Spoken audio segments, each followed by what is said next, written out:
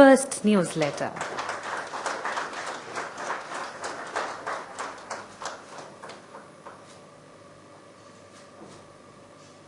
Thank you, respected dignitaries, for the honors.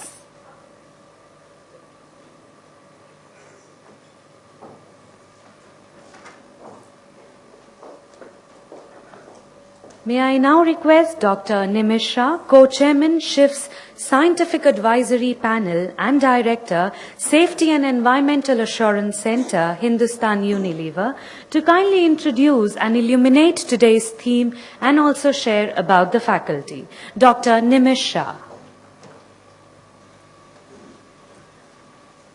Thank you. Respected Chairperson, respected CEO Shri Pawan Agarwal, Geetu, and my colleague Paul. I have the privilege to introduce Paul to you, but just to also perhaps make the audience aware that Paul just arrived yesterday in the morning, and this morning I was asking him, is he jet lagged? And he said, we'll see, perhaps in the afternoon when he's going to speak. Yeah. So we just had a round of coffee before we came, so I'm sure that Paul is no longer jet lagged. But thanks, Paul, for doing such a short trip. He will be back on Sunday. So thank you for coming, and it's a great privilege to have you over. And what I should say in terms of introducing Paul, I have worked with him now for over a decade. He is one of the best food safety scientists we have in Unilever. He's been with us for more than 25 years. He did his PhD in the 1990 in experimental cancer chemotherapy from the Institute of Pharmaceutical Sciences in Asian University in Birmingham, UK. And then I have seen Paul very active across both foods and cosmetic safety. In fact, over the last few years, Paul has been visiting Asia, especially the Southeast Asian countries, bringing up the capacity in safety risk assessment of cosmetics there. Also involved very heavily in China. And we were just missing him out here, and we took the first opportunity to get him here. Paul has also contributed significantly to food safety through an international organization called ILSI, International Life Sciences Institute.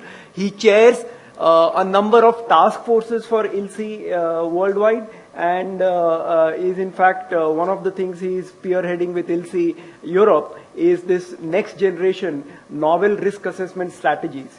So Paul is a very well-rounded toxicologist, a right balance of conventional toxicology, which we were fortunate to see in the morning, but also we'll hear about that, but also bringing in the newer approaches for safety risk assessment. And I think I don't need to really introduce the subject because Shri Agarwal as well as Geetu have already said what he is going to talk about. Just to re-emphasize one point is that additives and novel ingredients have a significant role in our food supply chain, either in terms of ensuring that we don't waste food and maintain our food security, and at the same time helping the consumers consume safe food, because preservatives, etc., have a strong role in preventing growth and proliferation of pathogens in foods. Yeah. So how can we increase consumer confidence? How can we increase trust in consumer that these ingredients are playing a role and at the same time they are safe? And the science behind it is what Paul is going to speak about. Yeah. Welcome, Paul.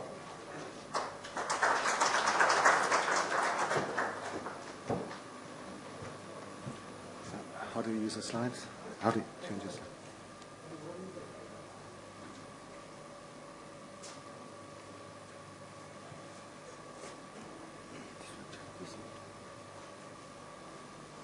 Okay. Okay. Right. Okay. So, good afternoon, everybody. And first of all, I would like to thank the organisers, in particular, Mr. Agarwal and my colleagues from Unilever, Gitu and Nimish for inviting me to this public lecture today. Certainly the jet lag that Nimish referred to is there. I can feel it, but hopefully we'll be able to get through this afternoon without any problems. It's certainly a pleasure for me to be here in New Delhi. It's only my second visit, and I hope to have some time tomorrow to travel around the city and see the highlights that all the tourists come and see. But it's 42 degrees centigrade when I came into this building this afternoon, and it's about 20 in the UK when I left on Wednesday. So the contrast is quite large at the moment. So I'm a toxicologist, as Nimish explained. I work in the food industry, and what I want to do today really is to give you a feel for how we assess the safety of food chemicals and novel food ingredients. But in addition, I will talk about what I think the challenges are for food toxicology. And Nimish referred to it. It's in particular the enormous developments that are taking place currently in the science of toxicology, and how these may impact food safety assessments and regulation in the future. And also perhaps I'll provide some ideas, some opportunities for India in the future as well. Okay. So as a way of introduction, I would like to say a little bit about the organisation where I work. Of course, I don't need to introduce Unilever to this audience, but Unilever is split into 3 global divisions. It's home care, beauty and personal care, and foods and refreshment. And Unilever has a dedicated safety and environmental assurance centre based in the UK, staffed by about 160 scientists, from where I lead the support for the food and refreshment business. And the core purpose of SEAC is to assess the safety and environmental sustainability of Unilever's products so that they are safe for the consumer, but also safe for the environment as well. So our work in SEAC, I don't know how clear it is to the audience, but it's split into 3 main themes, the work that we do in SEAC. The first is to provide the scientific evidence to manage safety risks for new technologies that the Unilever business may want to put onto the market. Secondly, we are involved in developing new capabilities so that we have the risk assessments, so that we have the risk assessment capabilities and the tools so that we can support our business in the future. And then in terms of collaboration, as well as conducting our own scientific research, we also work closely with leading scientific authorities around the world, including regulators, government scientists and academic experts, to ensure really that we are using the most up-to-date science in our safety assessments. So a very important aspect of innovation and bringing new products to market is assuring their safety. Unilever's safety governance is embodied in Unilever's Code of Business Principles. Innovations are independently assessed by our scientists at SEAC, and an important principle highlighted here is that we use scientific evidence-based risk assessments methodologies to ensure that the risks from our products are acceptably low. So that's built into the governance responsibilities. So the outline of my lecture is shown here.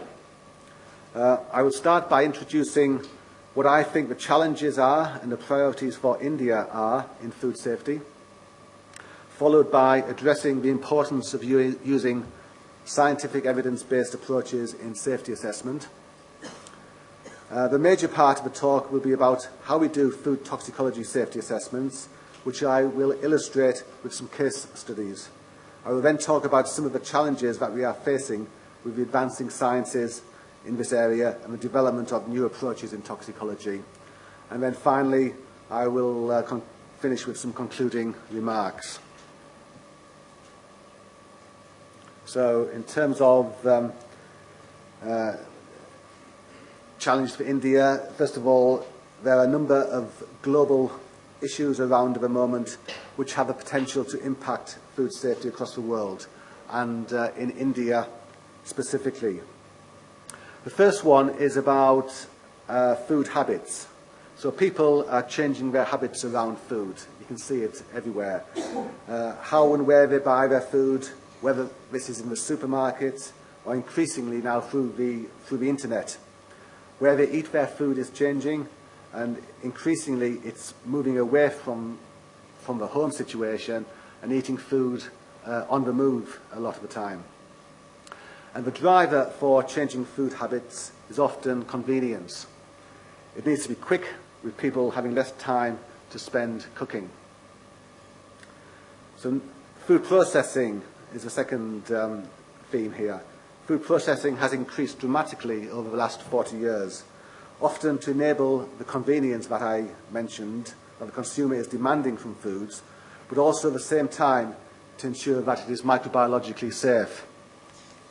However, the consumer is really pushing back against this trend against this food processing trend, and actually demanding foods which are less processed and contain more natural ingredients. Certainly in Europe, we're seeing that. With the exception, of course, that they will provide the same levels of food safety. So food safety is expected from food, but the consumers are often wanting to see less food processing and less additives. So the food trade also is becoming more global. Foods are exported around the world, and certainly in the UK, we are used to seeing fresh fruits and vegetables in our supermarkets in the middle of the British winter, coming from countries such as South Africa and Chile in the southern hemisphere. This means that to meet the demands of the global consumer, the standards of food safety and quality need to be at a consistently high standard across the world.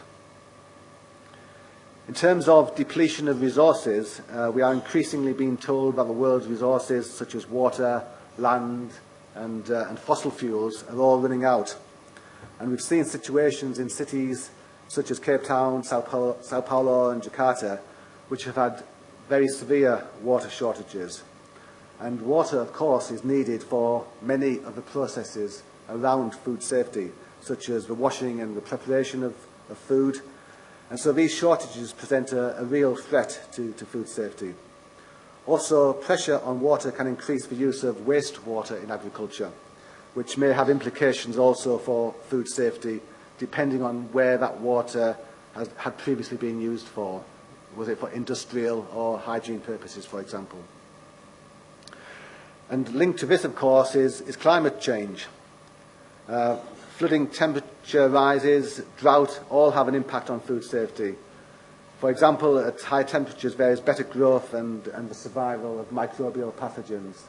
And you probably can't see it, but this photograph of climate change is outside of my office window in the UK.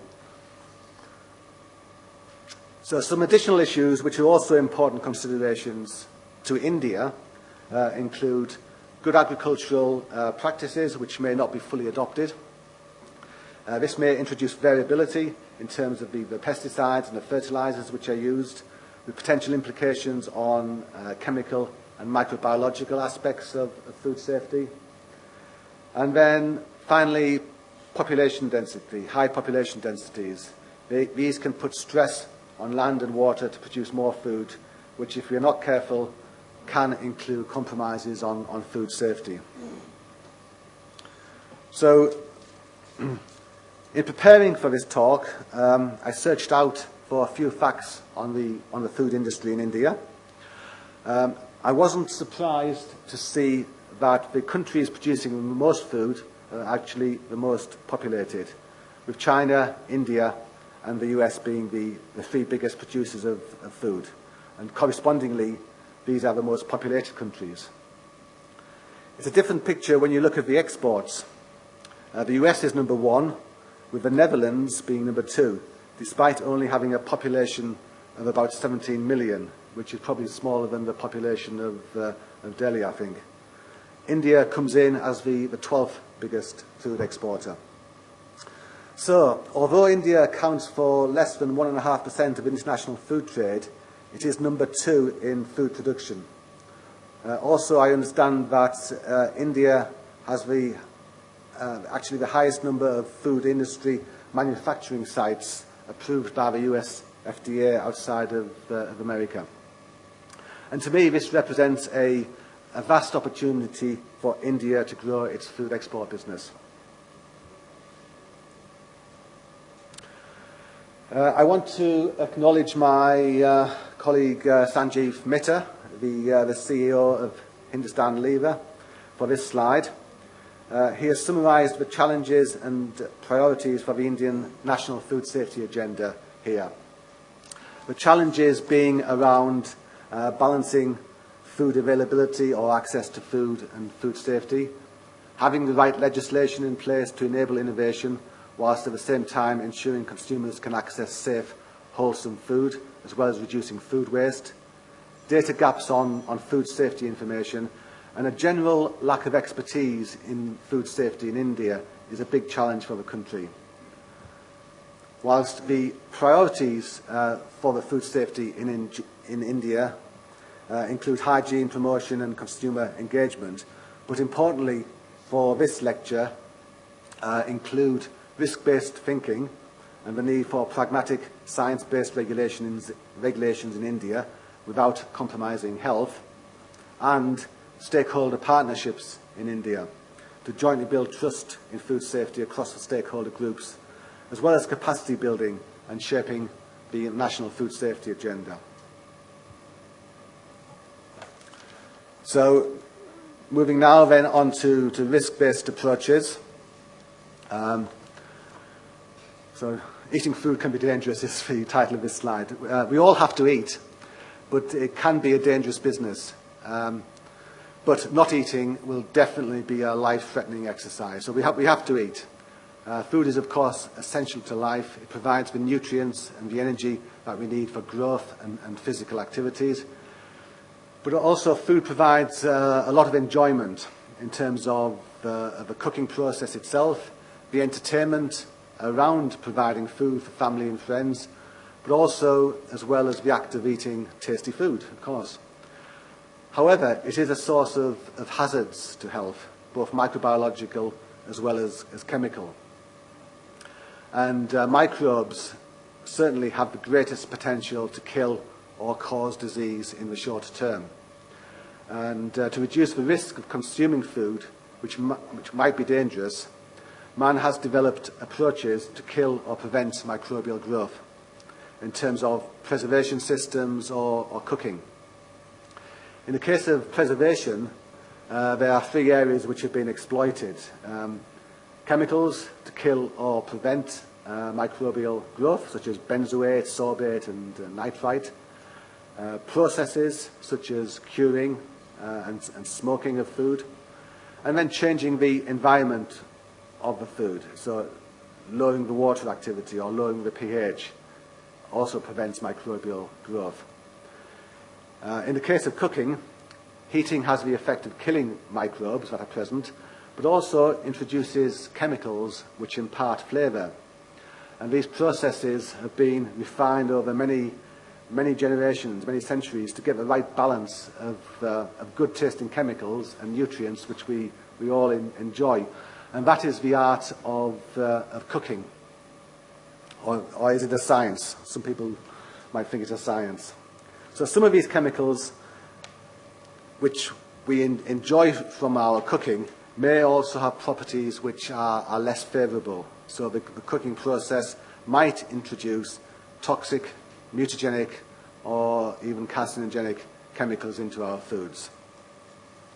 But it is important to remember that from a food safety perspective, that the priority should be to tackle the microbial burden. Microbes are probably a bigger threat to food safety than the chemicals are, and certainly the microbes will kill you quicker. Chemicals are more of a chronic or longer-term food safety issue. So I'm a strong advocate of risk-based approaches in safety assessment, and also Unilever is, of course. So briefly I'll explain what is meant by hazard and risk.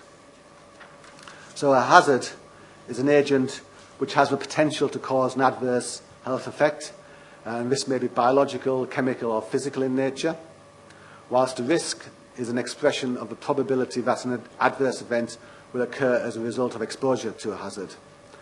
And from a chemical safety perspective, the risk that a chemical presents is a function of how the hazard or toxic material is and the exposure or how much you consume. So the greater the toxicity and or the exposure, then the greater the risk. It's a very simple equation, really. This slide summarises the differences between hazard and risk-based approaches. So a hazard-based approach often relies on a checklist of tests to be completed. This can encourage unnecessary testing and doesn't consider how a product is used and can therefore be very conservative. Whilst a risk-based approach is driven by an understanding of a product, how it is used and the exposure. And so this drives the need for specific data, which means that only essential testing is conducted. So in a hazard-based approach, simply the presence of a potentially harmful agent at a detectable level in the food is used as a basis for legislation or risk management. And this tends to be because it is relatively easy to adopt.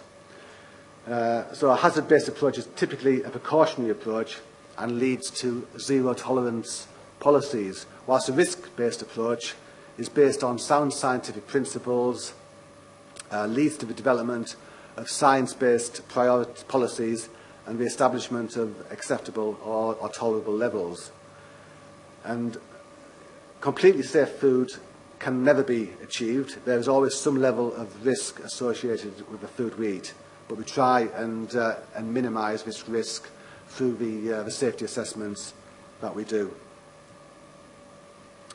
So moving on now then to food toxicology and safety assessment.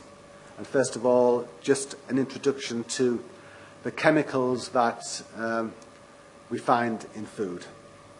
Of course, food is just a mixture of chemicals. And to assess the chemical safety of food, it's important to first understand what food is composed of. Food is essentially a mixture of chemicals, as I've said, and during our lifetimes, we consume, on average, about 30 tons of food, which is a huge amount. It's a lot of chemicals that our body has to then process. And, of course, we've developed systems to manage the processing of that food, to get rid of the bad stuff and keep the good stuff for our growth and energy requirements. So chemicals in food can be split into these three types shown here. So firstly, we have those chemicals which are naturally occurring. So this includes the nutrients in food, such as carbohydrates, fats, proteins, minerals and vitamins. It also includes the natural toxins, and one of the worst natural toxins is tetrodotoxin from pufferfish, which Japanese people seem to enjoy eating. Cyanogenic glycosides, these are present in some fruit seeds, contains cyanide. But other toxins include caffeine from coffee and tea. Other chemicals such as natural colours and fragrances, these are present in our fruits and vegetables, often present to attract animals or insects to eat the fruit and disperse the seed of the plants. So the second group of chemicals are those chemicals which are intentionally added to food. This includes food additives such as colours, preservatives and sweeteners. It includes new ingredients such as genetically modified foods and novel foods. It also includes processing aids such as enzymes we use in the food industry, anti-foaming agents. It also includes adulterants, so these are added by criminals to misrepresent food as being of better quality. And an example here is melamine, which has lots of nitrogen groups in its chemical structure, and it has been added to milk powder to make it appear by chemical analysis to look like more protein is present. Of course, this can have severe consequences for the developing baby. And the third group of chemicals are those chemicals which are unintentionally added to food, or the contaminants. And these are split into environmental contaminants such as dioxins, PCBs, heavy metals, pesticides. It includes the process contaminants, which are introduced, by example, the heating of food, such as acrylamide is formed during the heating of food. And then food contact materials, which are present in packaging and migrate into the food, such as bisphenol A. These food chemicals often then fall under the jurisdiction of specific regulations, and this may vary depending on the country or region, but roughly I've grouped them into four types of regulated chemicals, which are shown here. And they may have different names depending upon the country. The first type of regulated food chemical are the food additives. These are added intentionally to food to perform certain technological functions, such as to colour or sweeten or preserve a food. In Europe, these are identified with E numbers as a mark of safety. And regulators set safe levels for potential lifetime use. And this is known as the acceptable daily intake, or the ADI, which I will come back to later. The second group are novel foods, which are regulated in some countries, certainly in Europe, Canada, Australia, and I understand also in India. This is a type of food that doesn't have a significant history of human consumption, or is produced by a method that has not been previously used for food. And regulators try to establish that it is safe, or at least as safe as the food that it replaces. The third type of regulated chemical are the contaminants. They're not added intentionally to food, but may be present as a result of the production process, the transport or the environment. And regulations typically are in place to minimise contaminants in foodstuffs and reduce the impact to human health. And safety assessments are based on the tolerable daily intake, the TDI. And then finally, supplements, which includes minerals and vitamins. And these are products used to increase the consumption of a dietary ingredient which is perceived to have, or actually does have, real health benefits. And regulations are generally in place to manage the safety and the health claims that manufacturers associate with these products. Okay, so to summarise this section on food chemicals, the diet contains a diverse range of thousands of chemicals covering naturally occurring, intentionally added or contaminants. Humans consume about 30 tonnes of food during a lifetime, and this has to be processed by the body. Substances found in food might be harmful to those who consume sufficient quantities, and that is why an understanding of the chemical composition is actually fundamental to the safety assessment.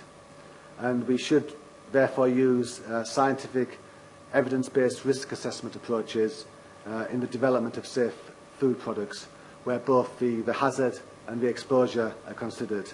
And this is what I will move on to and cover next. So that hasn't come out quite quite right, but the basic principle of risk assessment is this equation I mentioned earlier, that risk is a function of hazard and exposure. So in toxicological terms, the hazard endpoints may be identified from the toxicological studies. These are typically control studies in which experimental animals are exposed to high doses of test material. And these toxicological studies include short-term acute studies, subchronic and then longer-term chronic and carcinogenicity studies, as well as reproduction studies. And then the exposure is really a measure of how much of the material the body is contacted with.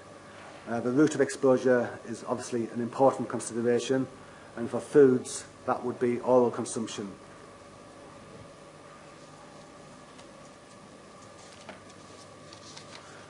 Then the risk is actually characterised through this understanding of both the hazard and the exposure, and reducing the exposure, for example, will reduce the risk. So the way we conduct a conventional risk assessment on a new ingredient is summarised in this slide. So the animal test is the starting point, and typically this is a 90-day feeding study in rats. The new ingredient is fed to the rats at a range of doses, generally 3 dose levels, spread across at various intervals. And if the dose levels are chosen well, you will then get a level at which no toxicity is seen, and this is called the no observed adverse effect level, or the NOAEL. And then what you do is then you apply safety factors to the NOAEL to determine a safe level for humans, and which for food ingredients, as I've mentioned before, is known as the acceptable daily intake. And the safety factors that we use we use a tenfold safety factor because rats, of course, aren't humans, and so we have to account for the uncertainty between rats and humans. Then we have another tenfold safety factor to account for the variability in the human population, and when we multiply these two together to get a 100-fold safety factor, which is quite convenient. And so if the exposure is estimated to be less than the ADI, it's considered to be safe and everybody is happy. But if exposure is predicted to be greater than the ADI, then there may be safety issues to address. And occasional excursions over the ADI are generally not a problem, because the ADI is based on a lifetime exposure, but you wouldn't want to be exceeding the ADI on a regular basis. So this approach has been used for many decades now, and it's enshrined in regulatory toxicology around the world. So that approach is really just for single chemicals, for food additives. When you move to whole foods, it becomes much more complex, and a different approach is used. So whole foods, of course, are mixtures of all sorts of different chemicals. They are macro components of the diet, and therefore to try and do toxicological testing on these whole foods is very difficult. I mean, it has been attempted many times, but a problem often is that it's very difficult to get the 100-fold safety factors that you try and get from the toxicology studies. So a different approach is used, and substantial equivalence is the approach that is generally used for whole foods as the basis for the risk assessment. So in this approach, the characteristics of a new food are compared to the traditional counterparts. And what we do is then focus the safety assessment on the differences. It's often used as the basis of safety assessment for GM technology, genetically modified foods, or synthetic biology. but it also can be used in comparing other foodstuffs. And certainly in Unilever, I've used it many times to compare teas. So in the world of teas, that there may be variations in the chemical composition of tea, but as long as you try and position the new form of tea, the new version of tea within the world of teas, then there isn't too many safety issues associated with that. So substantial equivalence is also an approach that is useful because it recognises that existing foods often contain anti-nutrients. Anti-nutrients is the term, but actually these anti-nutrients are toxins that can be consumed safely. So potatoes, for example, contain solanine, a toxin. Tomatoes contain alkaloids. So it allows you to be able to compare new foods with existing foods and develop a safety assessment based upon what you understand chemically from the different foods. So next I want to just mention a few additional tools which can be used in risk assessment for foods. The first of these is history of safe use. History of safe use is essentially the demonstration of significant human consumption within a population of a food and demonstrating that the food is safe with an absence of adverse effects in that population. And the issue arises when you take a food from one population where it's established as safe and put it in a different population which might not have had exposure to that food before, and they might not have the systems or they might not be used to using that food, and therefore there may be toxins or whatever still in the food which haven't been processed out if you're not careful. But essentially the concern is that as you move from one country to another, you might introduce a new food allergen, or there may be toxins that a particular population is used to and can handle, but can't be handled in the new population. So the potatoes certainly are a good example of this, where you move from Latin America to Europe, and people are obviously widely consuming potatoes, but they know that if the potatoes are green, they shouldn't consume them because that's where the toxins are, in the green potatoes. So the second tool is the threshold of toxicological concern, and this is a very useful risk assessment tool used to deal with chemicals of known chemical structure which are present at very low levels in a food. So it's only useful if for dealing with contaminants or for ingredients, components which are present in food at a very low level. It's also important that an estimate of exposure from the food intake can be made. But there are a number of chemicals for which the approach doesn't apply, such as carcinogens and allergens. I won't go into the details of it, but it gives figures for the maximum level of these chemicals which can be present in food based upon their chemical structure alone. And then the third tool I want to mention is post-launch monitoring.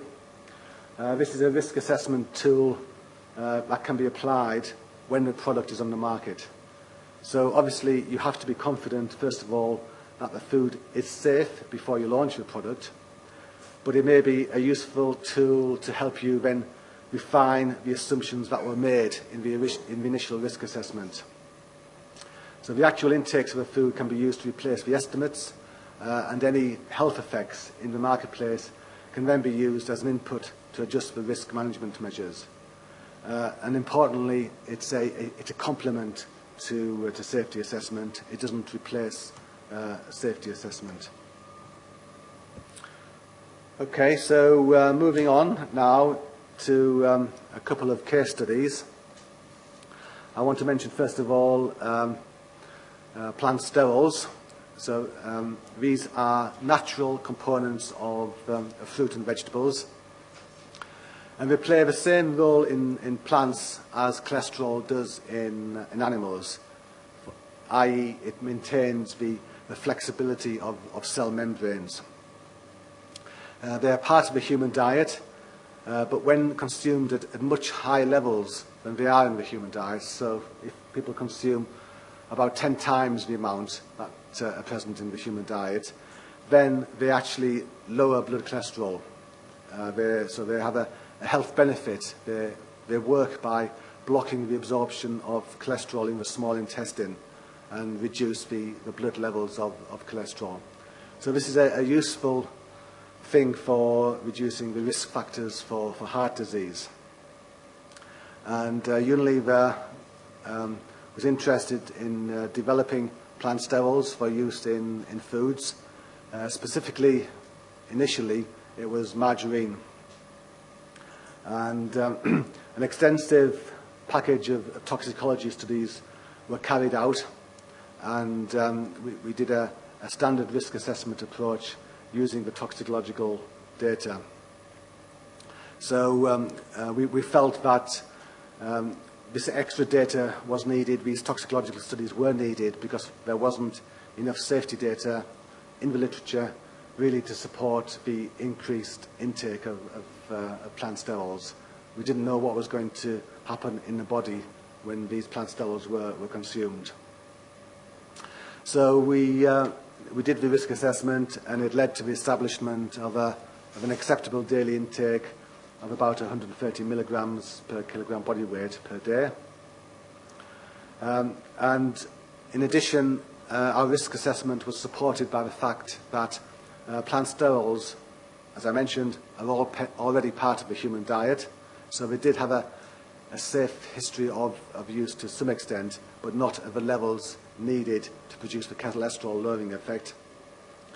And there was also a large body of clinical data. Plant sterols were used as a cholesterol lowering drug in the 1950s.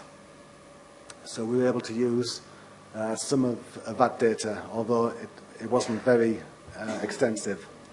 So Unilever did complete a one-year clinical study to demonstrate that it was effective as a cholesterol lowering ingredient, but also that it was safe over the longer term. And it's now widely used as a cholesterol lowering food ingredient. It's present in Unilever margarines, yogurts, and these one-shot drinks. The second case study I want to mention is algal oils. So algae have been used to produce chemically tailored edible oils using GM technology, or actually it's synthetic biology. And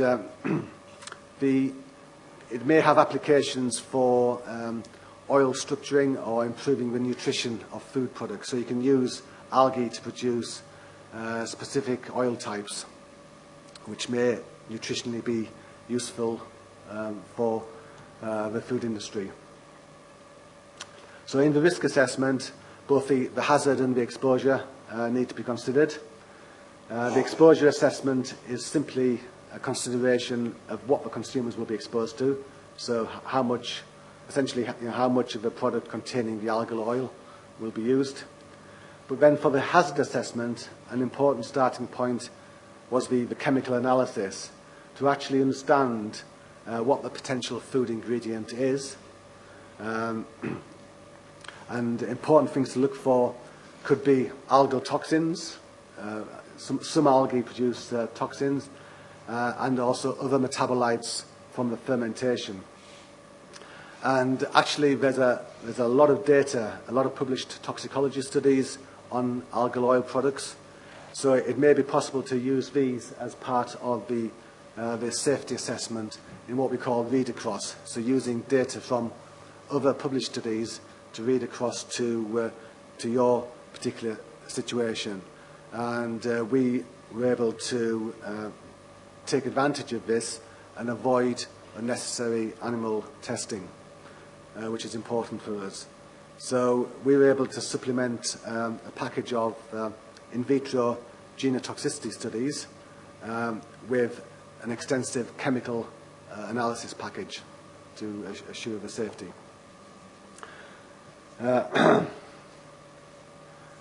So in terms of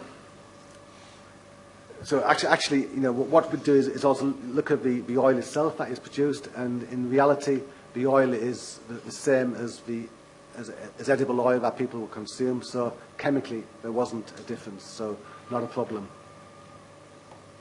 And then the third case study I want to talk about is Brahmi in tea. So I'm sure everybody's aware of Brahmi, which is used in Ayurveda. And the key components of Brahmi are these chemicals called saponin glycosides, which are associated with the enhanced cognitive performance, but potentially may have some toxic concerns. So in this particular risk assessment, we used history of safe use as the main risk assessment approach, and we split the history of safe use considerations into two elements: the exposure assessment, history of use, and then the evidence of concern of a hazard. And in the history of use, we looked at the origin of the ingredient, where it came from, the specification, chemical fingerprint analysis, how it's prepared and processed, the population that's exposed to Brahmi, who's drinking the tea, who's using the Ayurveda, how many people are exposed, the duration of exposure, and whether or not there is any patterns of use. And then under evidence of concern, we looked at the hazards, so the published toxicology data, the biological effects and the mechanism of action, and whether or not there was any adverse effects in man. So we did a literature review of the clinical data. And in Unilever, we developed a scoring tool, a history of safe use scoring tool, using multi-criteria decision analysis, and it's published in this Neely et al. 2011 paper. And that helped us to balance the history of use, the exposure considerations with the hazard considerations, and establish a safe space for the safe use of Brahmi in tea. Okay, so to summarise, the basic principles for food safety risk assessment is to really understand the toxicological hazard and how the consumer is exposed, remembering the important equation that risk is a function of hazard and exposure. The risk needs to be characterised, and the conventional approach for foods is to estimate the acceptable daily intake, the ADI. Not forgetting also that substantial equivalence is a useful concept for food safety, particularly for complex whole foods. And finally, there are some additional tools that can be used in safety assessment, and I've talked about today history of safe use, threshold of toxicological concern, and post-launch monitoring. So what I want to do now is to move on and cover some of the challenges and the new approaches in toxicology. And so the science of toxicology is facing lots of challenges at the moment, with enormous changes underway. And I'll talk about this shortly, but first of all, it is just worth reminding ourselves how toxicology has evolved and has been incorporated into food safety regulations. So in the last century, a large emphasis of safety assessment was based on the animal testing. This required standardisation of the studies to reduce any variability in the assays, so using inbred strains of experimental animal, specified animal diets, GLP regulations, etc., etc. And then running alongside the animal testing is the whole science of risk assessment, and how the animal data can be used to make judgments on safety for man. This is a huge area of science in itself, and I've just touched upon some of the tools and the approaches which have been developed. There are lots more, which I've mentioned a few more here. And then during the last 50 years, regulatory authorities in different countries across the world have put in place chemical regulations which are often dependent on the results of these animal tests and associated risk assessments. And a few from the US and from Europe are listed here, which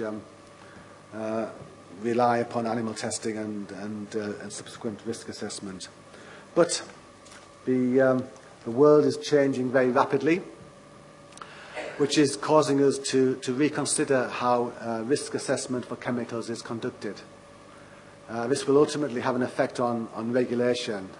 So we're going through a period of very rapid change in toxicology at the moment. And the important considerations, I think, are highlighted here. So there's been a rapid advances in scientific knowledge, such as genomics and exposure science. There have also been huge advances in technology, such as high-throughput screening, allowing chemicals to be assayed using a large number of in vitro assays at the same time. Also, this includes great advances in informatics and computational toxicology. Innovation also is happening faster and faster nowadays, with novel materials being developed, such as in the area of nanomaterials, but also in biotechnology. And these all have new physical and biological properties. More and more chemicals are being produced, and really there's not enough resources, either in terms of money, but also time or even experimental animals to actually do the testing for the safety of all the new chemicals that are being developed. And these advances are all occurring at the same time that the scientific value of animal studies are being challenged more and more. So consumers in particular are asking, why do you have to do animal testing? We are seeing this in the cosmetics industry in particular, but also we are seeing it also in foods. People are challenging, why are you still doing testing of food ingredients in animals?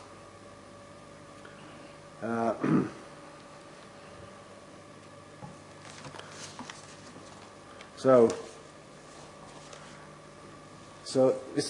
a wake-up call really came to toxicologists about 10 years ago, in 2007, with the publication of this book, which is entitled "Toxicity Testing in the 21st Century: A Vision and Strategy." So it was commissioned by the National Academy of Sciences in the US in response to a request from the United States Environmental Protection Agency. It talks about doing toxicology in a different way. Amongst other things, it talks about advances in toxicogenomics, talks about bioinformatics, systems biology, and importantly, computational toxicology. And being able to transform what we do traditionally in systems based on whole animals to something essentially based on in vitro methods, looking at cells and cell lines, preferably of human origin. So that was about 10 years ago, and there's been an explosion of scientific activity in toxicology in response to this book. And then last year, the National Academy of Sciences published a follow-up to this book shown here, and it says a lot of interesting things as well, particularly about the importance of exposure science in risk assessment. And so these two publications really have been a trigger for experimental research, looking for new approaches to toxicological safety assessment.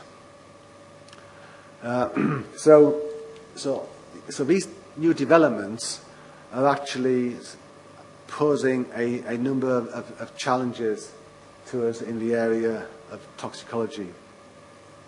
So we all need to accept, so these challenges are listed here, and the first one is really about the fact that we need to accept and embrace the new science.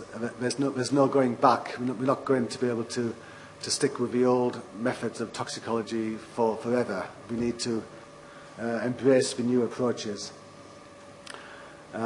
Risk assessment methodologies then need to evolve in response to the new science, because titrating back from a pathological response to a high-dose animal study and then the application of safety factors, this is not going to be appropriate for much longer.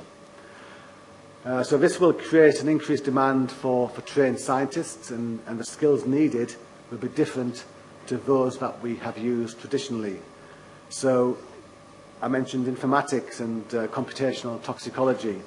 These are some of the new skills that we'll now need in the future in order for us to be able to do safety assessments. And then, of course, we need regulatory acceptance, so that the regulatory frameworks need to develop that can accommodate these next generation approaches. So it is important, therefore, that if these tools are going to have applications in risk assessment, then the main stakeholders will have to work together in partnership to work through the issues. And the main stakeholders, of course, are academia, industry, and the regulatory agencies. And as the science develops and new approaches for safety and risk assessment are developed, it is important to maintain consumer trust in the belief that the food available for the consumer is safe. So, consumer trust is absolutely critical, and I believe that this is best achieved through having regulations which are based on sound science. So in that way, partnerships with stakeholders are really important in the development and acceptance of new approaches. And CHIFS is really a great example of such a partnership, as is the work done through other organisations like ILSI. And certainly there are some common needs or interests across the stakeholder groups. Of course, to have safe products. It's in no one's interest to poison the consumer. To embrace the new science. Training is a big issue for current safety assessors, but also for future talent. And acceptance. Acceptance by all stakeholders, including regulators and consumers. So that brings me on to my final slide. I hope I've been able to demonstrate that risk-based approaches are critical for establishing acceptable levels of food additives and ingredients. These approaches, I believe, are now well established in international regulations and in codex. And a very exciting element of all this is that toxicology and risk assessment science is evolving very rapidly. New tools are being developed or are being improved, and I've discussed a few of those tools today and some of the challenges today. However, the scientific advances are transforming toxicity testing from an approach based on whole animal testing to one based on in vitro and in silico methodologies, with the driver to better model the human situation. So increasingly, I think there are opportunities for Indian scientists really to engage in this evolution. And the development of risk-based thinking in food safety clearly fits within the priorities for the Indian National Food Safety Agenda. Stakeholder partnerships like CHIFS and others like the work ILSI are doing are vitally important to progress the development and the adoption of risk-based approaches. So I'll leave it there. Thank you.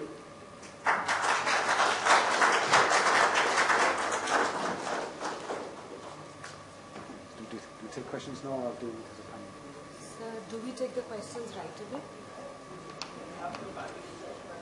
Sir, after the panel. Okay. We take it after the So may I once again please request you all to kindly extend a resounding round of applause to Dr. Paul. Thank you, Dr. Paul, for enlightening us with your deep insights on the subject. And time now for the panel discussion. And just as we deck up the days to embrace the panel, may I please take this opportunity of introducing to you the illustrious panel. The moderator for the session, Dr. Sasikaran, member FSSAI panel on functional foods, nutraceuticals, dietetic products, other similar products, former director, National Institute of Nutrition, as the session moderator. The eminent panelists speakers are Dr. Kanungo, Chairman, SHIF's Scientific Advisory Panel and former Additional Director General, Directorate General of Health Services, Ministry of Health, Chairman, Panel for Pesticides and Antibiotic Residues, FSSAI. Dr. Hepburn once again shall be the speaker and the eminent panel. Dr. Rao, Deputy Director, retired, National Institute of Nutrition, Chairperson, Scientific Panel on Food Additives, flavorings, processing aids and materials in contact with food, FSSAI. And Dr. Shukla, Chief Scientist, Food, Drug and Chemical Toxicology, CSIR, Indian Institute of Toxicology Research. And just a few more minutes from now that we shall be commencing with the panel discussion.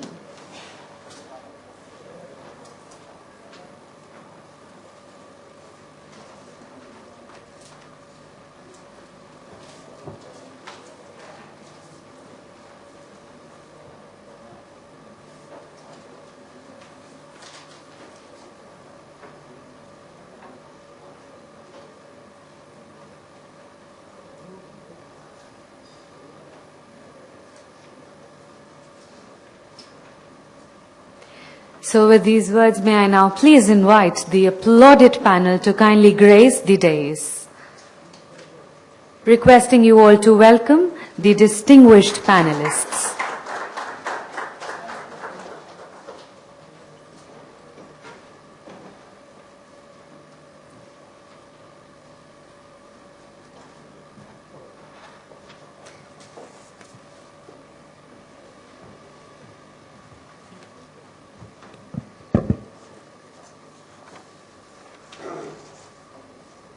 So I thank the organizers for giving me this wonderful opportunity and also the opportunity to listen to Professor Hepburn's wonderful talk. And he covered almost every aspect of safety of assessment, the risk assessment, and so on. But I'm sure some of us in the audience will always say that the issue was too technical. If we didn't understand most of what was said, we do know lots being done.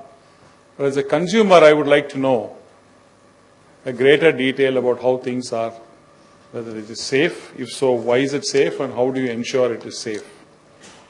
I'll start off with asking, of course, this will be subsequently open to the audience. Initially, I will ask them a few questions, and then subsequently you can raise your queries, including the one on the lecture.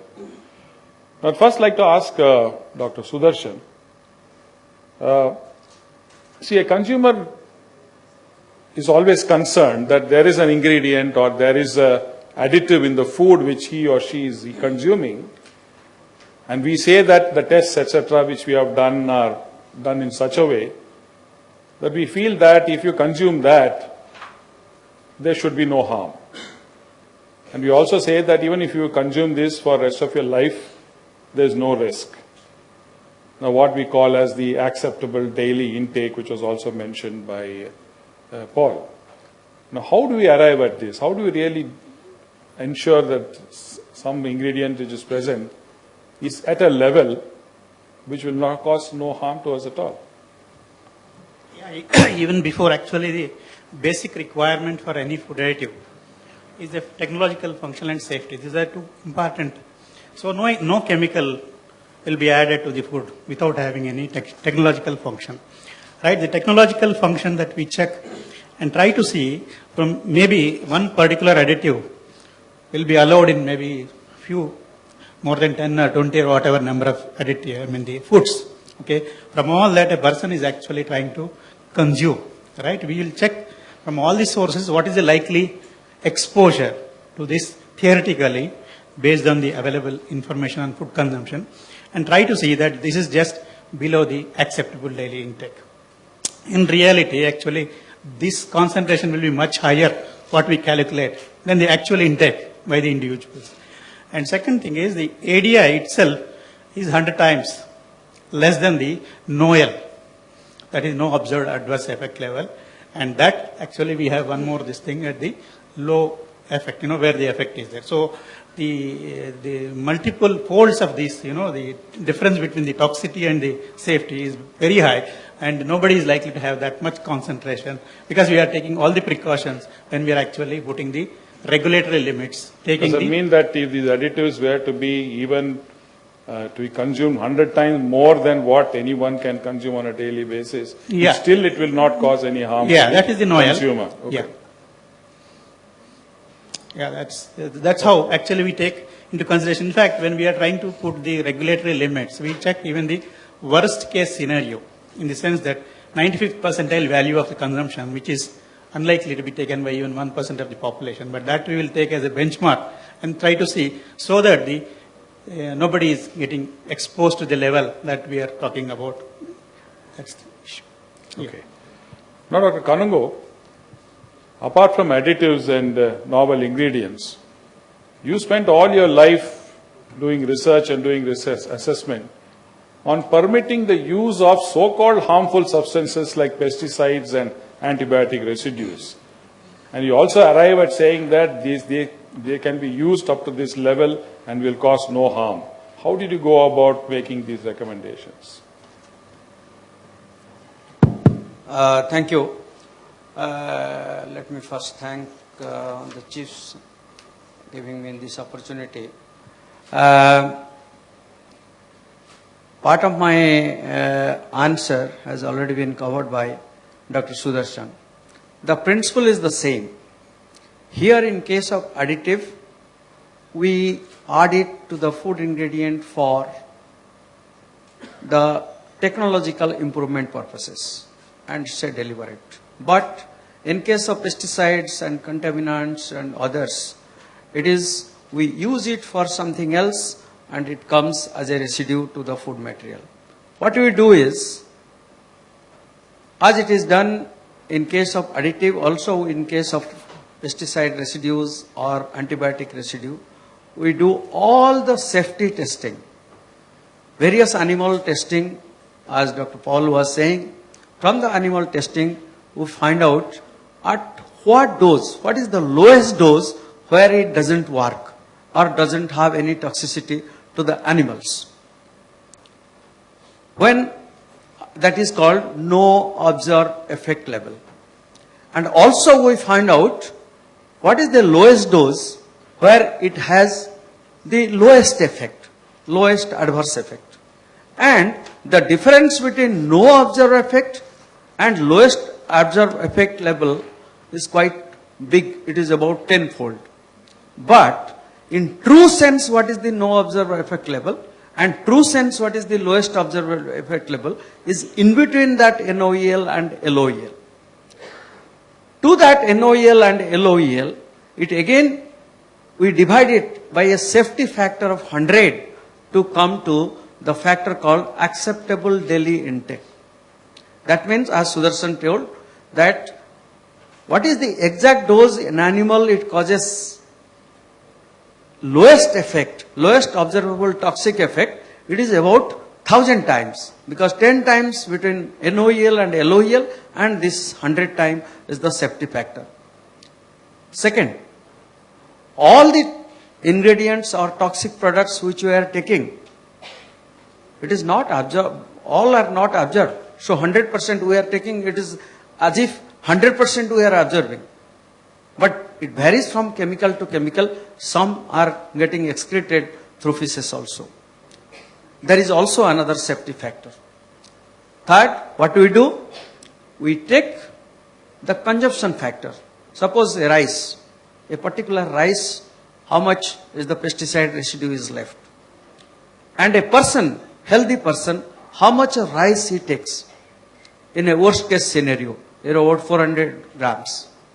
But nobody takes exactly 400 grams every day. If somebody takes 400 grams of rice every day throughout his life, how much of pesticide residue he will consume from rice?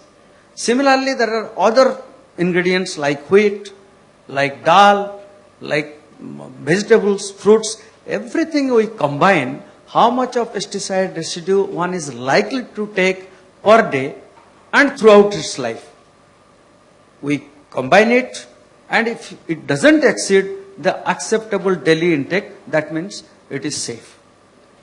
Whatever we do in the Food Safety Standard Authority while fixing the standards, it is always we consider the worst case scenario.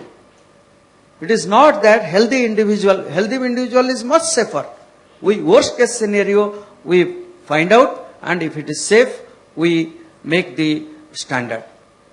So there is no fear, in fact, to have it, because if it is a chemical is carcinogenic or causes cancer, it is not allowed at all to be used as a pesticide or as a contaminant or anything. We take care of everything.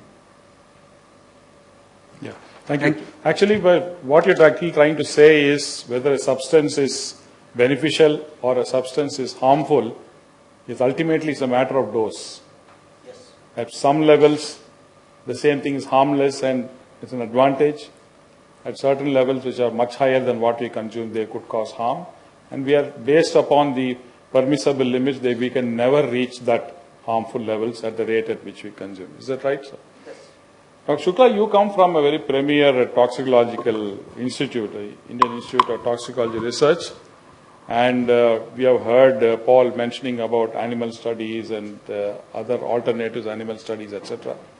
Now, when we have a new ingredient, and how will you go about doing these animal studies and arrive at those levels which both Dr. Sudarshan and Kanungo mentioned as what is acceptable level, what is the harmful level, what is the lowest adverse effect level, and what is no observed adverse effect. What are these levels? These are some terms which may be confusing to many.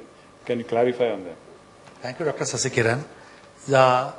First of all, when we get a new chemical or new any entity for testing about its safety, toxicology is basically the studies of how safe the compound is.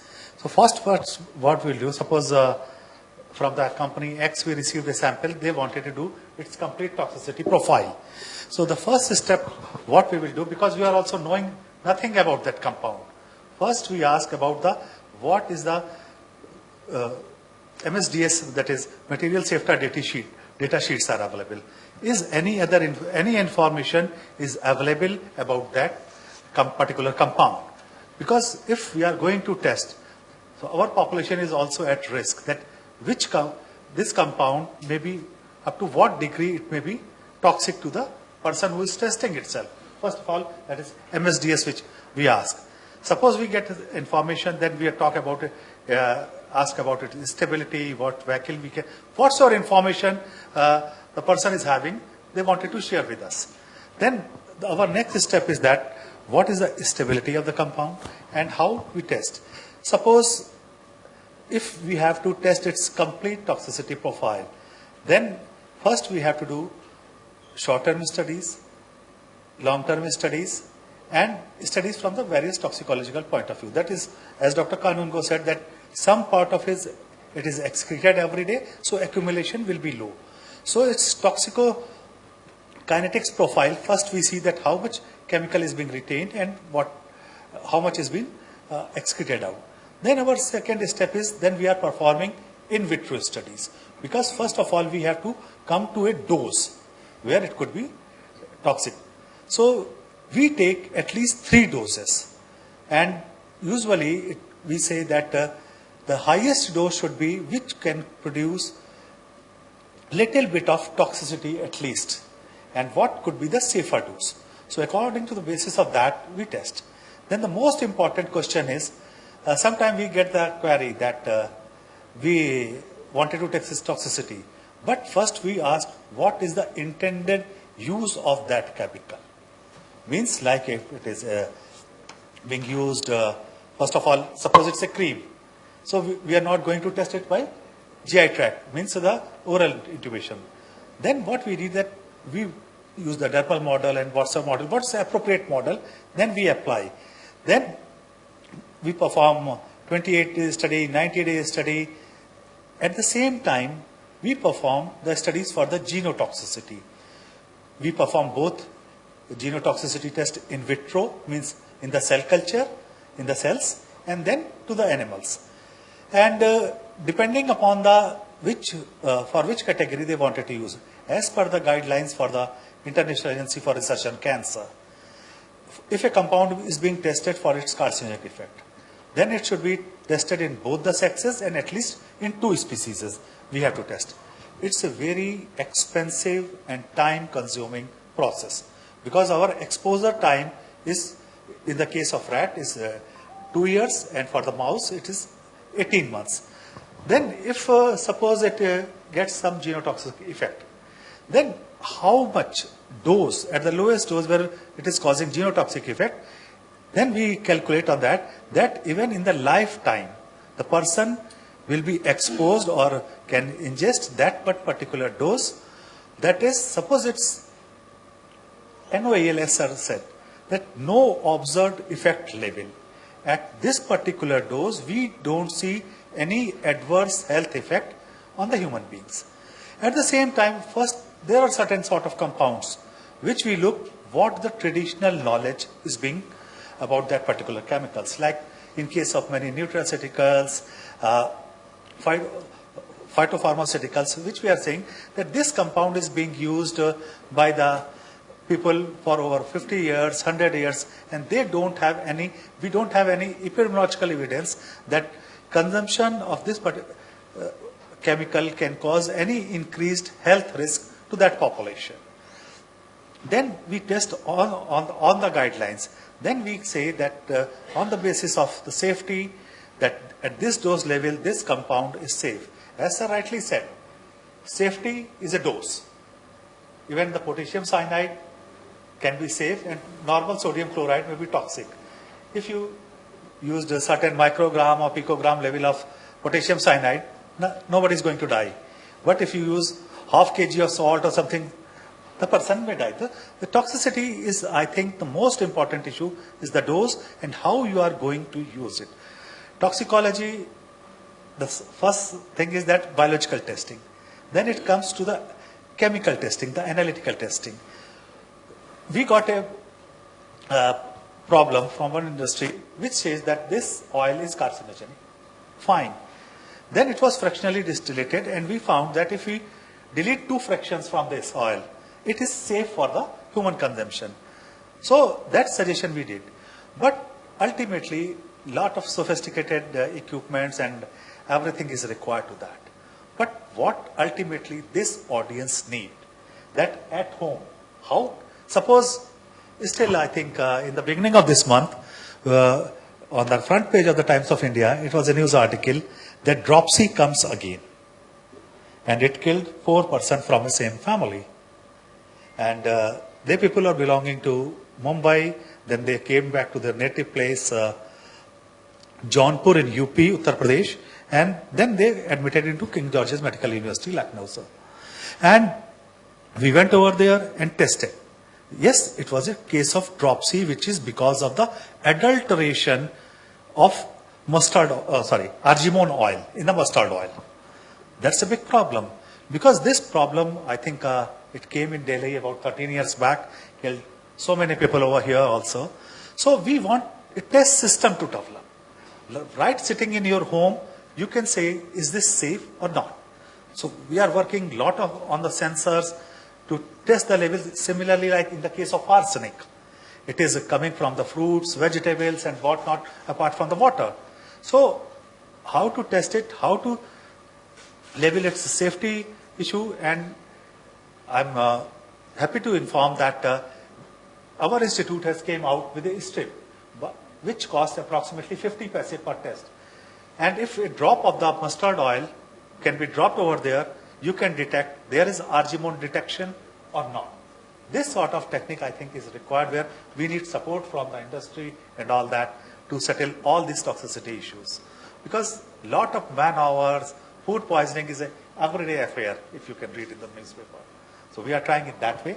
That's what we are doing. Okay, so you have several validated test procedures. Yes, we are which GLP use compliant mostly lab, yeah. animals. As Paul in his presentation was telling now, with increasing requirement for reducing the use of animals, do we have any validated and other methods, either through computer or system biology approaches or through any other approach which we can substitute with animals?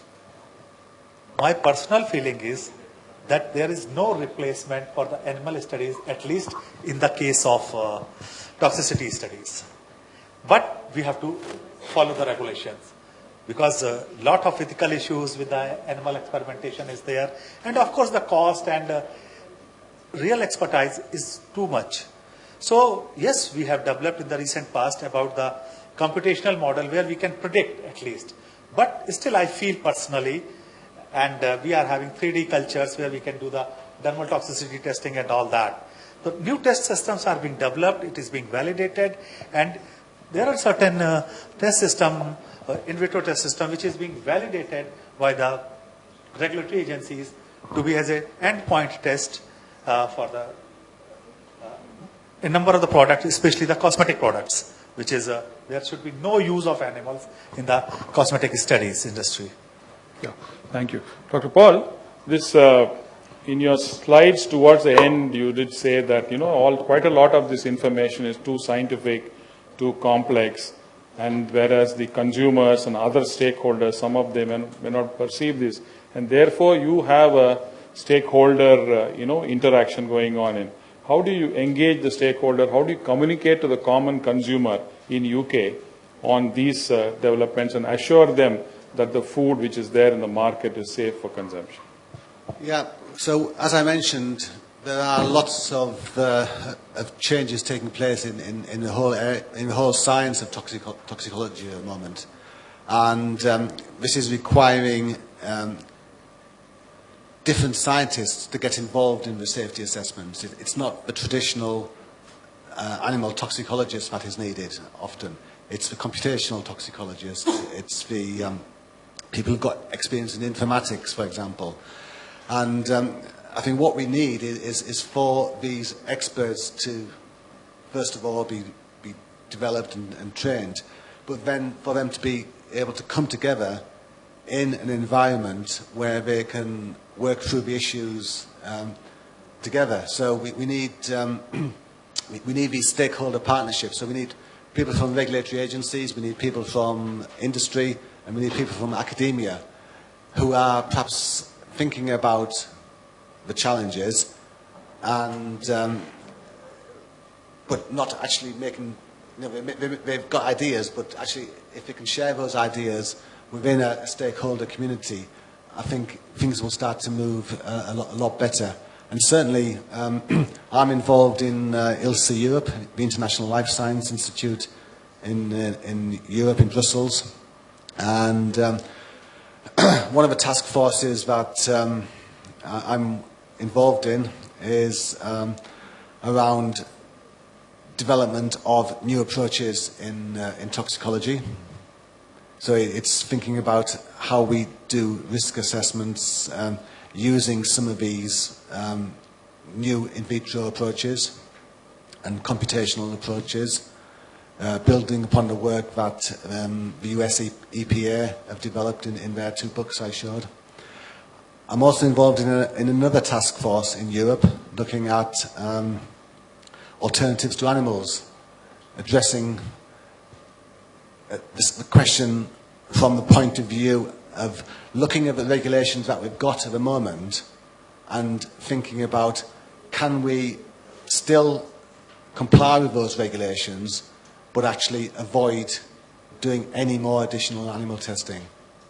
And I think actually we have a huge amount of data published data in the literature, which, if we think about carefully, we might be able to use this data more effectively in terms of being able to support the current risk assessments. So we might be able to focus, for example, more on the chemical analysis.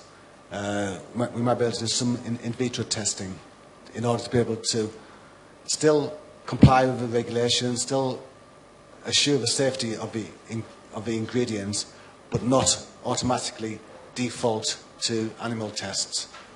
Because that's the general approach, is that people automatically do the animal test without too much thinking. But actually, if they think about it, there may be alternative approaches that can be used quite simply. Greater emphasis on the chemistry, that sort of thing. Yeah. Now, one last question, of course, I don't know who will answer this, I do not know, but the one present problem which we all of us face across the world and quite a bit in India is the explosion of the social media. In the social media, quite a lot of unsubstantiated, unconfirmed, unscientific information gets disseminated, more like a hobby for some individuals, but in no time it becomes viral and millions of people read it, and at least half of them will believe it. Recently there was a video of somebody saying that there was plastic in wheat flour, and then they showed a lady washing wheat flour under the tap and kneading it, and finally she came out with what is left is gluten, and she kept on showing the gluten and said, see, there is this amount of plastic in wheat flour. It caused quite a lot of concerns. In fact, there are quite a few in my circles who ask me, is it true, and things like that. So these issues are likely to get worse, and they go across the country. They are not within any borders with the modern kind of social media. So is there any kind of, do you also face similar situations in Europe, and if so, how do you manage these? Yeah, I mean, the social media, like Facebook, is constantly creating issues that people make an association between something that perhaps they see in the scientific literature, but they then extend it to their particular situation in food. So, so based on very little information, a scare story can be developed. So this is half-truths, if you like, not the full truth. And what we need to do is to be able to go back to the scientific risk-based approaches and actually try and explain what's been seen from a scientific position. So you talked about plastic being found in wheat flour. Wheat flour. I think if you look with very sensitive analytical methods, you will find microplastics probably in most foods. But so what? So you have to apply the scientific thinking and actually what is the risk from very low exposure to that type of plastic in food. So, so yes, I mean, there is an issue in terms of consumers and concern around social media reports. But I think what we need to do is to try and communicate the science and try and get across the messages around the adoption of scientific risk-based approaches as the way to address those concerns. Yeah. So ultimately, I think it's the joint responsibility of scientists, regulators, and industry to communicate the science to the consumers so that they feel reassured that the products which are there are safe for their consumption. So I would now throw open this panel to the audience. So any of you would like to raise any questions to any of us sitting here, or even on any queries on Paul's talk, you may please raise a question. Someone should give them a mic and kindly identify yourself before you ask a question. And please be brief. Very often people give mini symposia and seminar in the way of asking questions. So we don't have time for that. Yeah. Good evening. I'm Dr. Pulkit Mathur. I'm from Lady Irwin College, University of Delhi. And my question is to all the panelists actually. Has anyone come across any study where any food additive has had a toxic effect below the ADI level? This is my first question. That is, people are eating or consuming it below the ADI level, and there has been evidence of, some sort of a toxic effect. Because we did come across some studies which were later shot down, I think about aspartame, and also studies on sucralose affecting the gut microflora. And the second question is, do we really, for all additives, test the effect on gut microbiota? Thank you.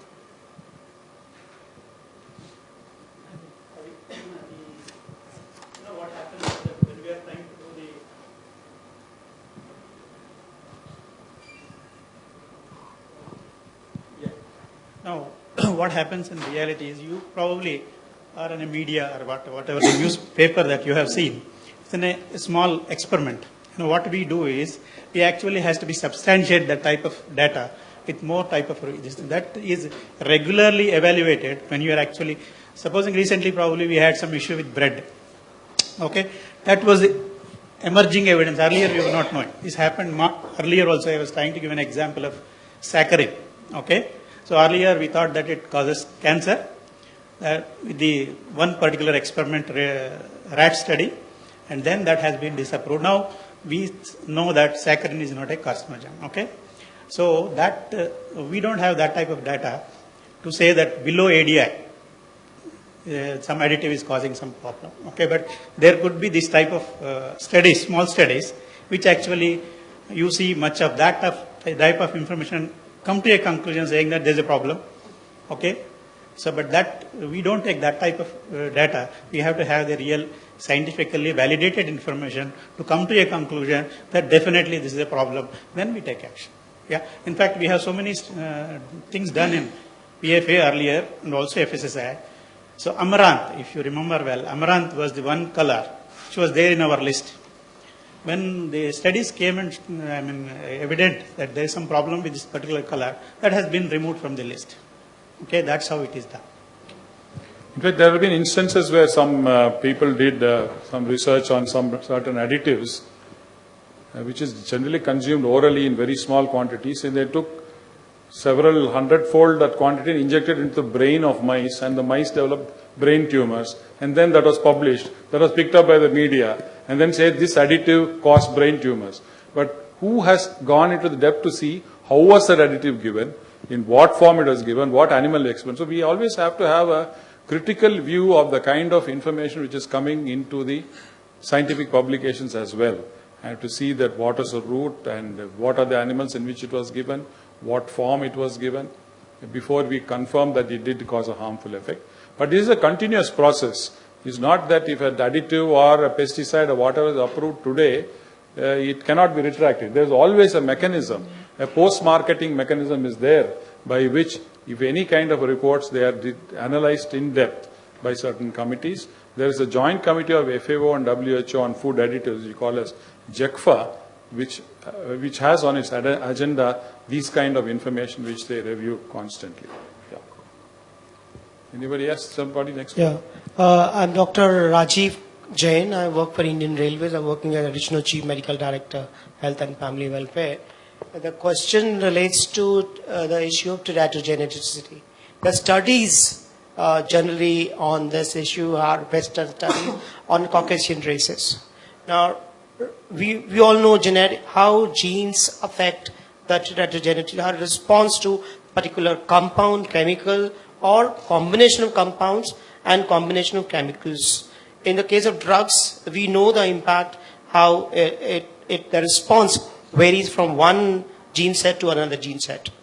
Do we conduct studies on population sets in the Western world and in India? Both Dr. Shukla and Dr. Paul may respond kindly. Second question related, microplastics is a reality. Leaching is known.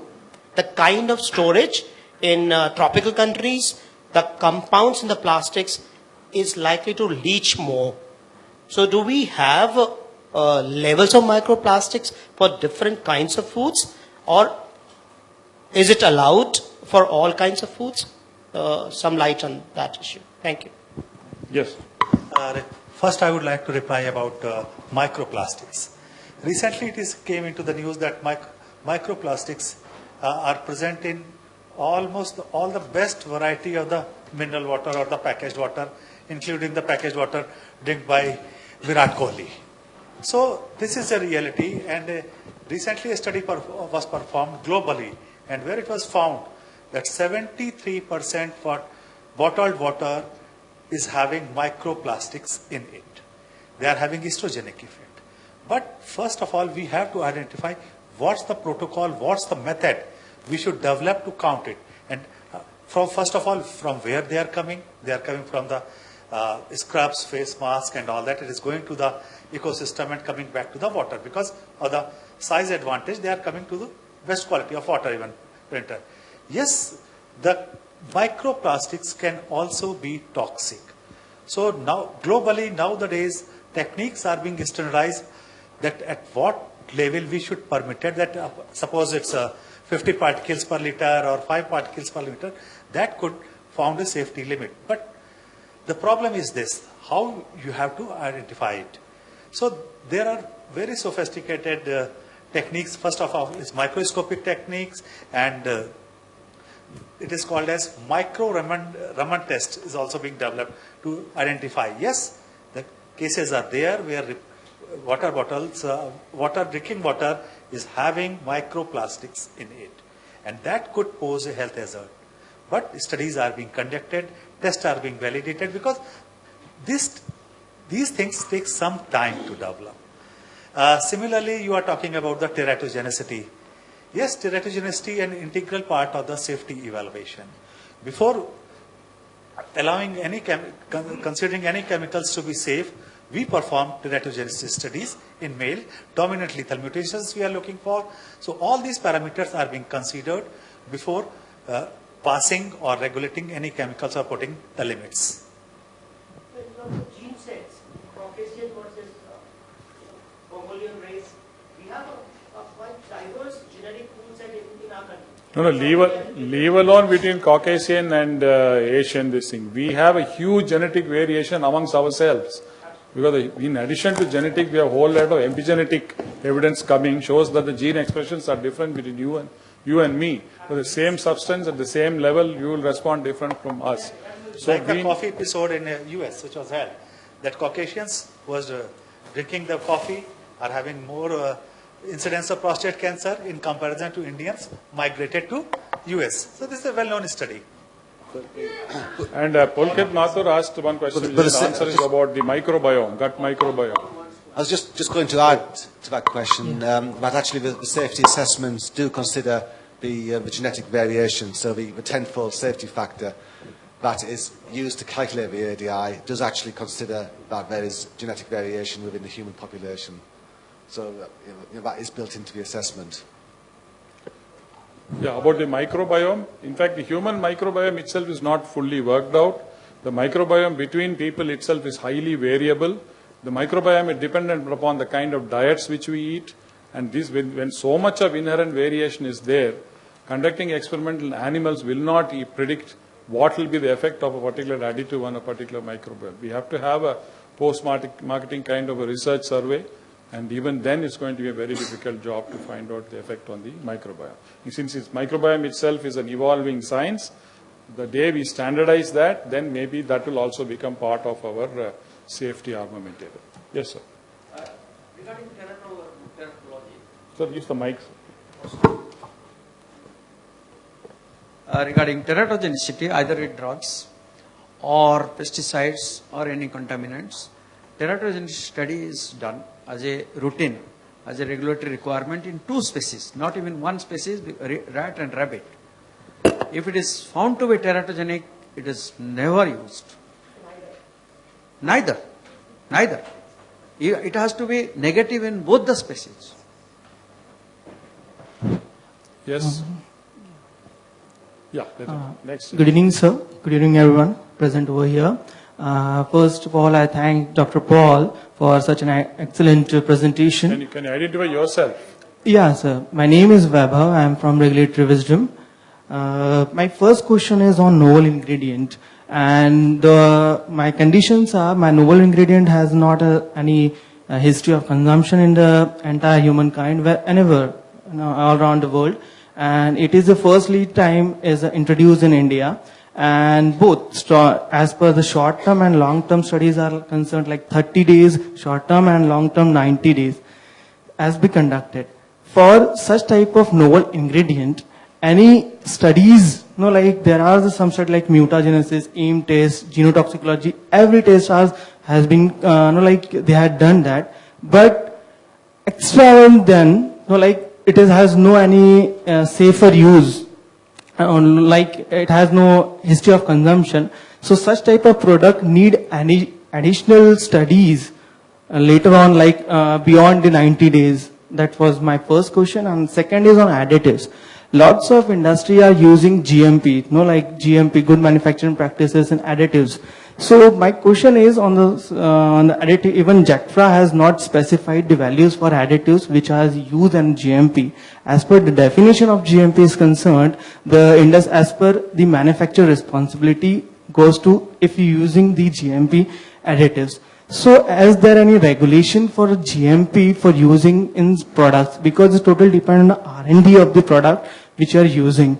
So there is a ratio or the percentage where we can use the GMP at this level. Because if, it's totally dependent on the manufacturing, still manufacturer has lots of problem using the additives which is listed in GMP. So that's what Okay, I want so to ask. there are two issues here. One is how do you handle a novel ingredient which has no history of safe use, and the second is how do you assess the safety of those ingredients that are permitted up to GMP levels? So to start with, an ingredient which doesn't have a history of safe use, I mean, you still need to, first of all, ask questions about what it is that, what the novel ingredient is. Because even with something which doesn't have a history of safe use, there might be a huge variation in terms of types of ingredients that we're talking about here, ranging from a natural fruit to a genetically modified ingredient. So really understanding what the specific ingredient is, and then understanding chemically what we're talking about. And then, even if it hasn't a history of safe use, my starting point would be to really try and avoid doing any additional animal testing. So that, I would try and avoid any testing in that space. So focusing on understanding the chemistry, understanding what the differences then might be between that ingredient, that novel food, and existing foods. And if there are differences that we can't find any safety data for, then we would have to think about doing some toxicology studies to fill those gaps. But I wouldn't jump in with starting a toxicology program, a classical toxicology program. I would start by understanding the chemistry and the biology of what the actual novel food is. Yes, someone has a question here.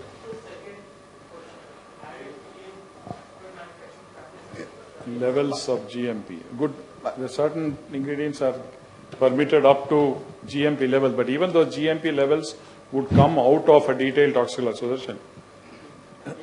It's not that GMP is not a free-for-all level. Okay, it is. It has to undergo the all toxicological. Only then it is permitted up to GMP. Yeah. I understand, sir. There are the listing as per the regulation as concerned for food. There are the When we say GMP, for additives, GMP is the lowest amount that actually has the technological function. So they don't use beyond that. There's no chance for somebody to use beyond the technological function. Technological function is the basis for adding any additive. So if it is the minimum amount that is required to have that function, that is the amount of GMP. Yes, I understand. But JACFRA also, as per the every ingredient which I had checked for the GMP, they had written the result is non-specified as per the JACFRA. Even in India, when we look out the regulations of that happens because for the same chemical, for different products, it is being used. The levels will be different. So we cannot specify that. So there is any special type of percentage that we use on the, like even the, like manufacturer asks us for the any ratio, like 10% to 20% of GMP we can use. It totally depends on R&D, yes.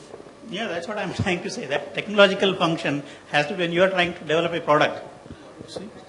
No, the point is that, see, at what level we have this. I know that. Level not specified. I think your question is, in GMP, the similar same additive can be of different level for different product. Am I right? For different. What the regulator is to ensure that at that level of GMP of that particular additive is safe. You understand? The second one question was Paul has told regarding the safety assessment. Could you understand it? Or shall I repeat it? Okay. So you got your answer? Thank you very much. Next. Hi, this is Namita from Health Card. I need one clarification. So we say the acceptable daily intake, and that is defined in milligram per kg body weight.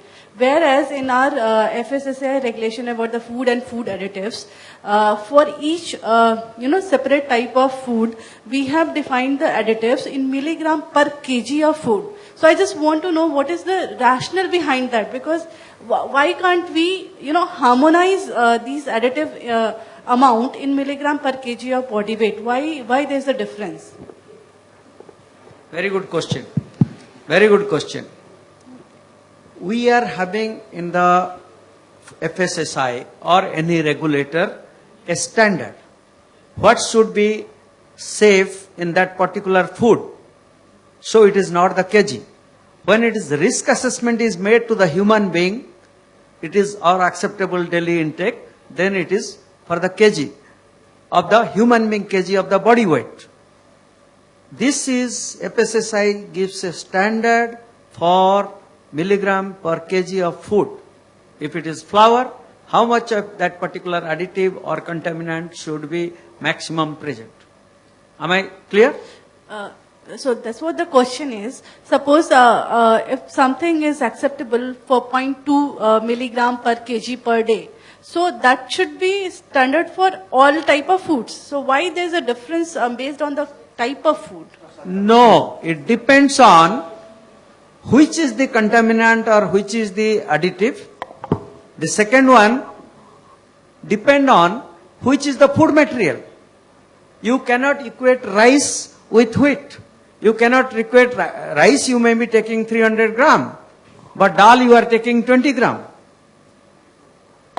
Sugar you will be taking 50 gram.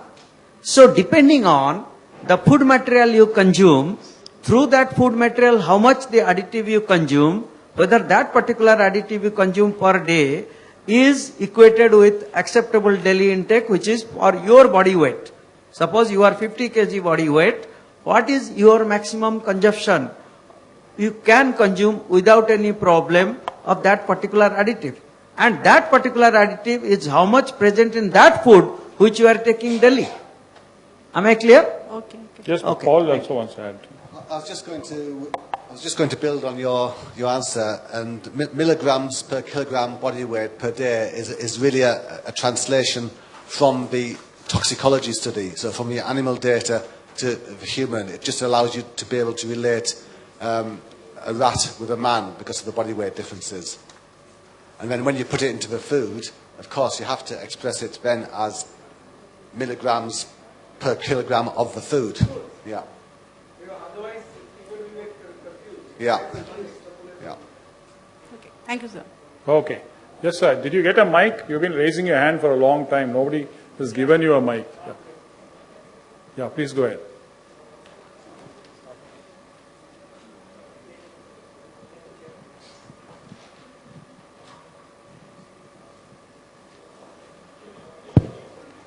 Yes. While we have been discussing about... Can you please identify yourself, who you are, where are you from? I'll do that later on. No, you start with, we need to know who you are before we listen to Yeah, you. I will tell you later on, after I have finished my question and comment. Okay. So the ingredient discussion on ingredients and additives were done without giving the names of those chemicals and chemical structure. It appears the panelists did not do any physical research themselves, but they are talking about ingredients and additives from the books and research work done by others. And this is not desirable. And even Professor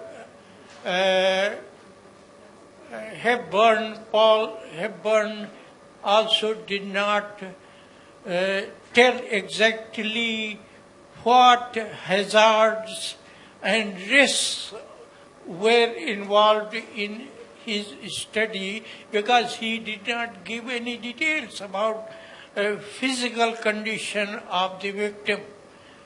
And food safety is not a serious problem in this country. That means those who designed this workshop or conference did not understand the situation of India. The deficiency of protein and vitamins in our food is the main problem. And they should have talked about these solutions, how to increase protein and vitamins in basmati rice. So this workshop... You have any question relevant to this topic on novel ingredients and additives? No, we'll be glad to answer. I think unfortunately we are running short of time, and we will, I think Paul will probably one of us will interact to you in person and then try and explain what it is. Okay, thank you. Any other question? One last question I would like to take.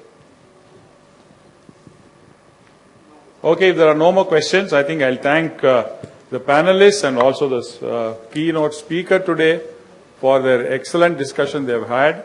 I think we have learnt a lot about how the assessments, risk assessments are done, and how we ensure that additives and novel ingredients, etc., are thoroughly tested before they are actually used for consumption in various products. And I also thank the audience for their very active participation. I'm sure many of you may have some other doubts. You can talk to them in person and clarify them. And I thank the organizers for putting up this program. Thank you.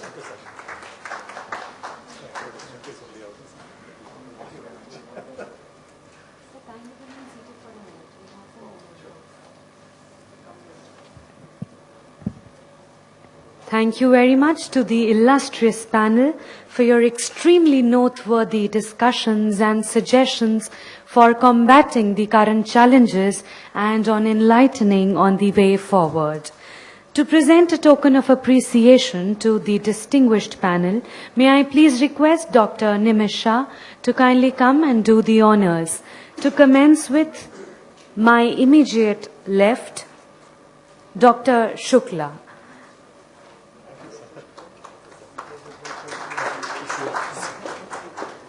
Dr. Paul Hepburn, our token of appreciation and gratitude. Dr. Sasikaran.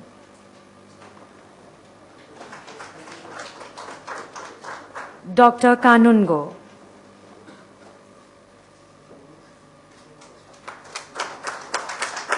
Dr. Rao. And with that, we thank everyone on the panel for sharing their pearls of wisdom. May I now request Dr. Indrani Ghosh, Strategic Advisor, Food Safety and Quality, FACE, to kindly deliver the vote of thanks.